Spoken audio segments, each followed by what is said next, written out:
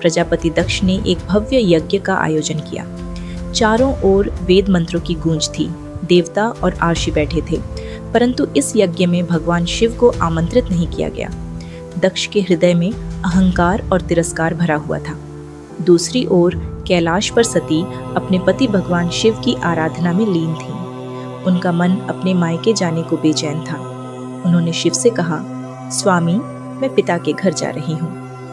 भगवान शिव ने शांत स्वर में कहा, प्रिय सती, यह यज्ञ अहंकार से भरा है। वहाँ हमारा अपमान होगा। तुम्हें वहाँ नहीं जाना चाहिए। परंतु सती अपने पिता के प्रति स्नेहवश वहाँ जाने का निश्चय कर बैठी। सती यज्ञ स्थल पर पहुंची। चारों ओर भव्यता थी। देवता उपस्थित थे, अग्नि प्रज्वलित थी, लेकिन वहां शिव के लिए कोई स्थान नहीं था। यह देखकर सती का हृदय भारी हो गया। सती ने अपने पिता से पूछा, पिताश्री, आपने मेरे स्वामी को क्यों नहीं बुलाया?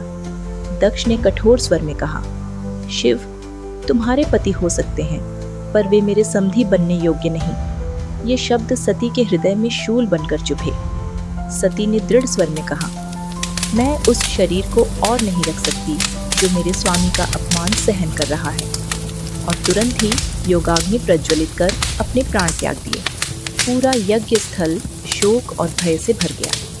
जब यह समाचार कैलाश पहुंचा तो भगवान शिव का क्रोध भयानक रूप में प्रकट हुआ। उन्होंने अपनी जटाओं से एक केश निकाला और भूमि पर पटका। वहीं से प्रकट हुआ भयंकर योद्धा वीरभद्र। वीरभद्र ने यज्ञ स्थल पर पहुंचकर सब कुछ नष्ट कर दिया। देवता भागने लगे, अर्षि छिप गए और अंत में दक्ष का सिर काटकर यज्ञ को भस्म कर दिया। बाद में देवताओं और ब्रह्मा विष्णु ने भगवान शिव से करुणा की प्रार्थना की। शिव का हृदय पिघल गया। उन्होंने दक्ष को जीवन दान दिया, परंतु बकरे का सिर लगाकर। दक्ष ने पश्चाताप करते हुए शिव की स्तुति की और क्षमा मांगी। यह कथा हमें सिखाती है कि अहंकार हमेशा पतन लाता है।